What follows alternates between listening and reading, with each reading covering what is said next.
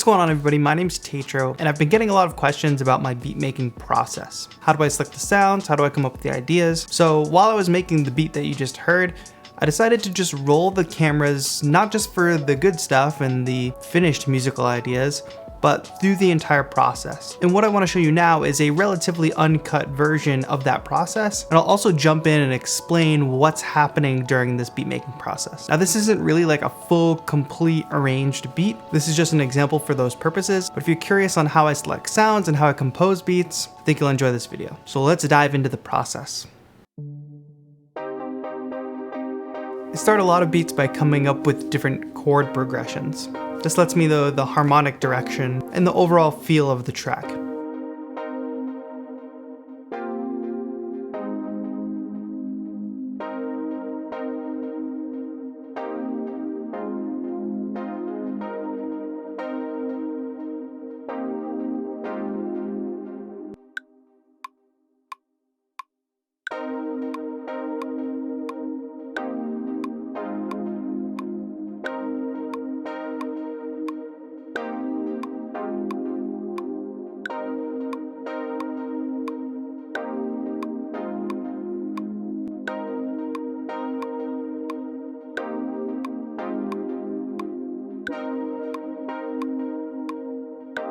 Next, I was having fun playing with the attack of this chord sound, so I wanted to change up the pattern from just being straight up chords to automating that attack motion so it was a little more interesting to listen to. So you hear me try it out for a bit, but then I record that automation with Ableton.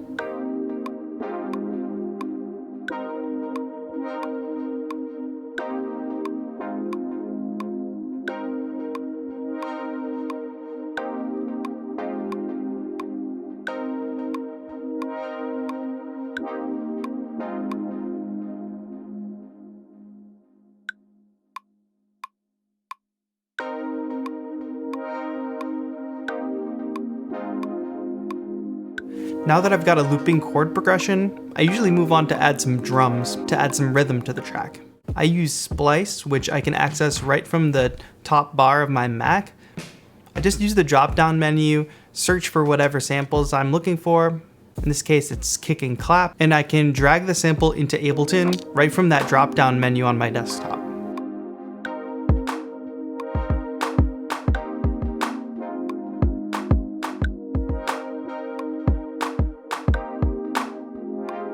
Once I find the samples I like, I start auditioning different rhythms and get ready to record a drum loop on top of my chords.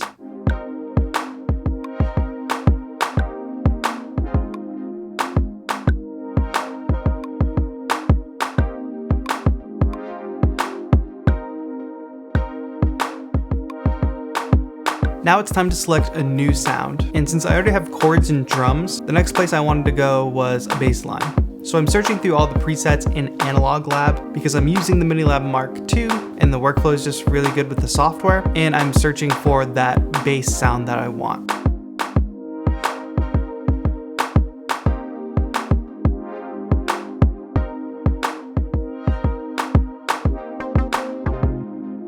You'll notice that as I'm searching for the right bass sound, I'm also coming up with what is the bass line gonna actually be. So I'm not only searching for sounds, but at the same time, I'm playing over the progression, trying to find that right bass line.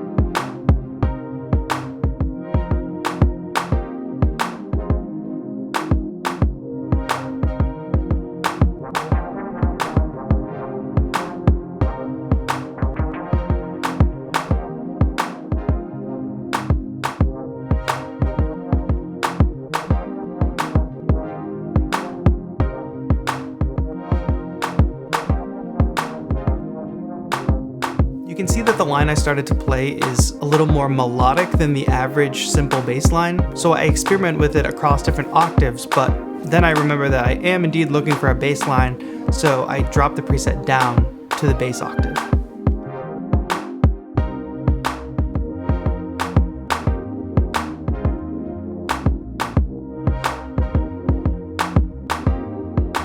And I really like that take that I just played, even though I didn't hit record. But Ableton has the capture function where it's kind of constantly recording MIDI, so once you press capture, it gives you your musical idea that you just played anyway.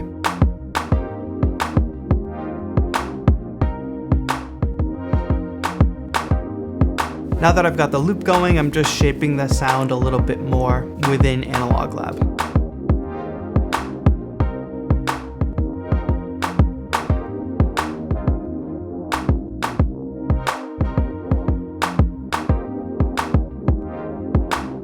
So I didn't really have a clear direction of what sound I wanted next, but I knew that I had chords, drums, and a bass line, which are kind of mid to low, right? So the drums are the rhythm and they're holding that steady. The bass line is obviously low, and those chords are living somewhere in the middle in terms of range. So now I want something to float on top. So I'm searching for that kind of sound, whether it's a melody or some more rhythmic chords.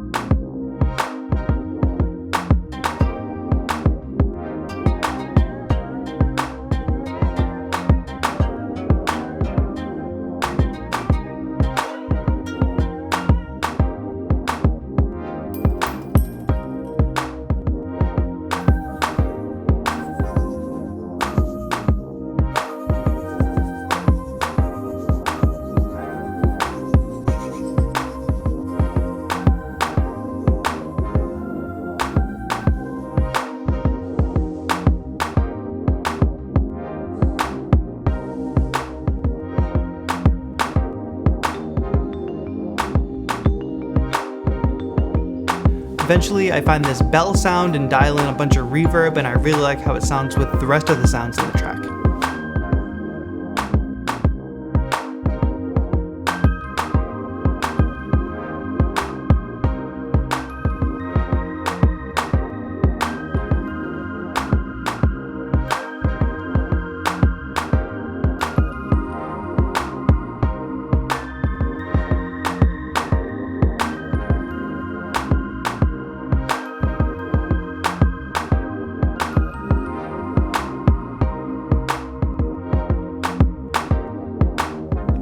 Now I switched the keyboard from the regular Analog Lab control to the Ableton Live control, and when I do that, it causes the octave to reset, which made me play back the melody in a lower octave than I actually wanted. But it's kind of a happy accident because I can use that later. So after I record the melody, I go ahead and just duplicate the clip and bring it up an octave.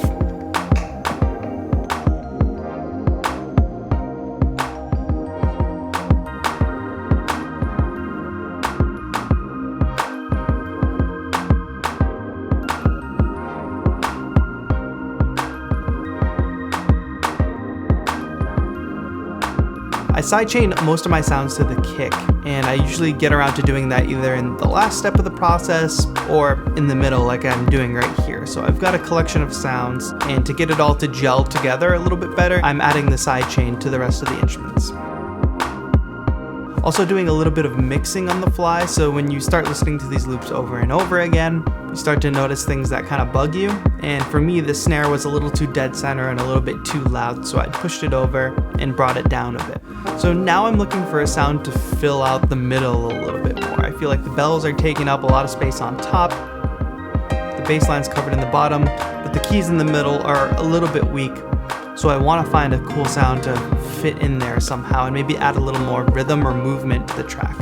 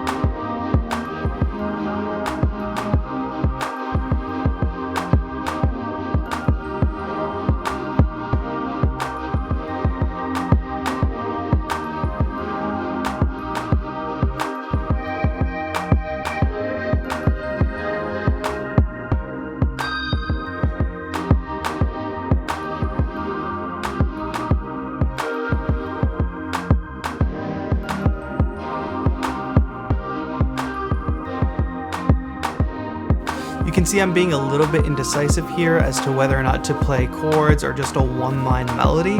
Eventually the rhythmic chords that I land on, they don't really serve the purpose of a chord progression necessarily. They are kind of a bouncy melody in themselves, but it's not just one line or one note.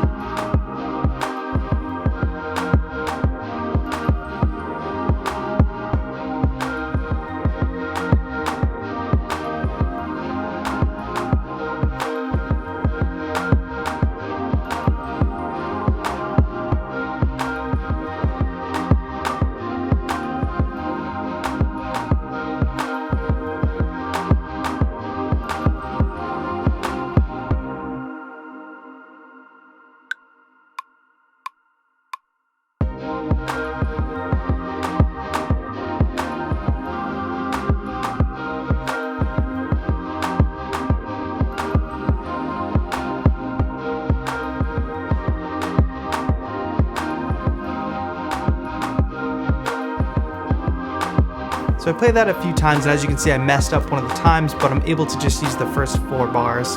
And I quantize it, but I make sure that the quantization is set to regular 16th notes as well as triplets, because it's got a little bit of a triplet feel in some of the pattern.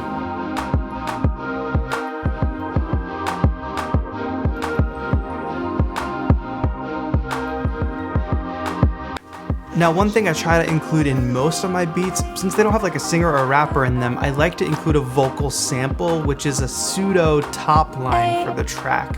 Also, I just like sampling vocals. So now I'm using Splice again, but not to look for drum samples, I'm looking for a vocal sample.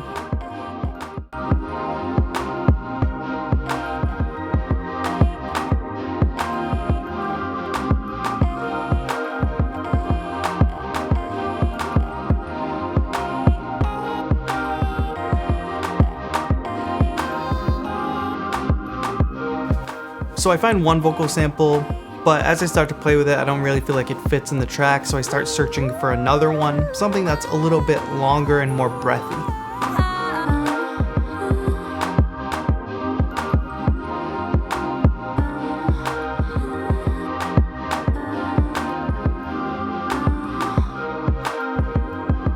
So I found the sample that I like, and now it's time to start coming up with a melody. And this is going to take me a little while of just playing through with the sample.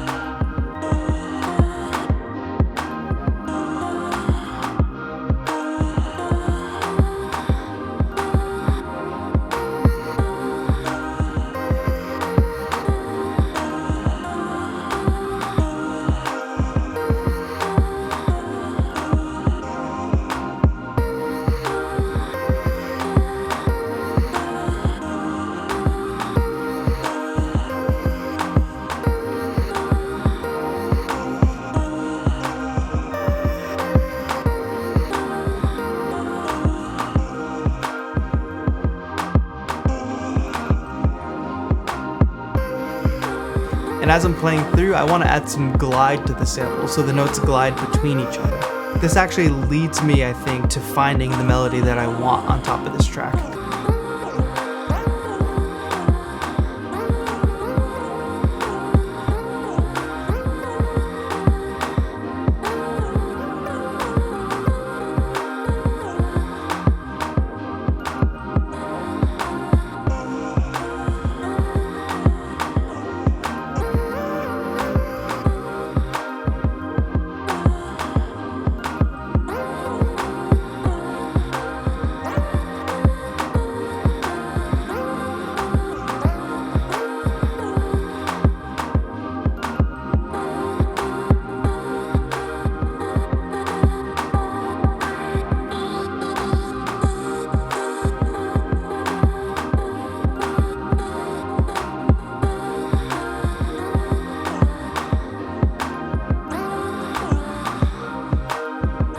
So I'm having trouble finding the melody that I want with this vocal sample. I'm close, but since it's not coming to me right away, I start thinking about mixing things. So whether that's a good habit or a bad habit is a conversation for another day.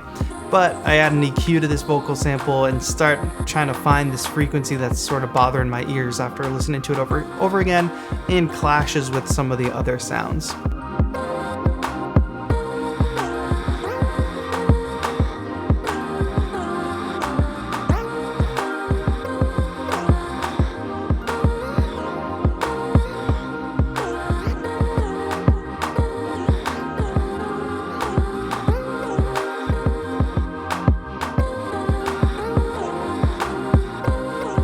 Eventually I find the general melody that I want to play, and I start recording, mess up a few takes, but just record one long take that eventually I can grab the last 4 bars of.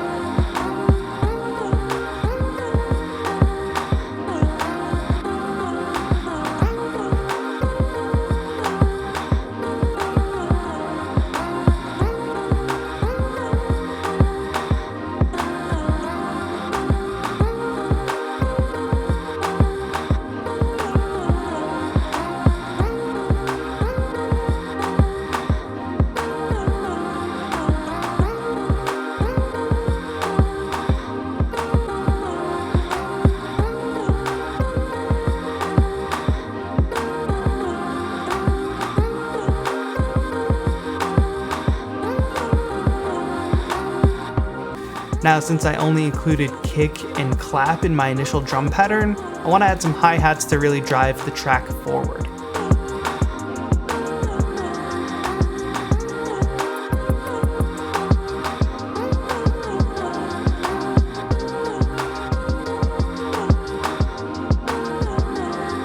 Now we're getting towards the end and I have a lot of the layers that I already want, so I'm gonna add my generic mastering chain onto the track. Which, you know, I'm not a mastering engineer or a mixing engineer by any means, but it brings up the track to a suitable level and it adds a little more character to the sound. I've got the J37 plugin from Waves, which is a tape plugin with a saturator on it. I've got a little bit of OTT. I'm bringing up the levels and compressing everything together with the glue compressor. And I've got an EQ that's taking out some frequencies that we really don't need. After adding the mastering chain on, I am hearing a little bit of an annoying frequency on the clap again, so I'm going through and I bring up the EQ to find the frequency that's really bothering me.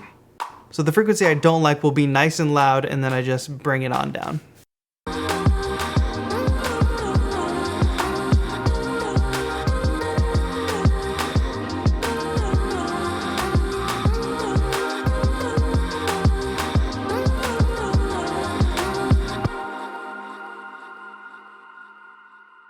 So for the purposes of this video and for sharing this beat on Instagram, now I want to arrange the track into like a 1 minute long version of this beat. So I do that by grabbing all the loops from Ableton's session view and dragging them into arrangement view. And I put all of them stacked up at the 1 minute mark because I know that's where I'm gonna lead up to. And then I start moving pieces over and start building it up, sometimes one by one loop at a time. So I get to a point where I've built up to all of the loops playing at the same time. If I was creating a full-on track with this, I would start arranging it into more sections and then eventually add a B section. I would usually start adding different musical ideas within the arrangement view because I've got a backbone already, and now it's time to structure it over time, which is what arrangement view is really for. This is also when I add some bells and whistles into the track, like some risers or some noise that's gonna accentuate a certain part or build up. All right, so what did you think of that beat and this process? Was this video helpful? Would you like to see more videos like this?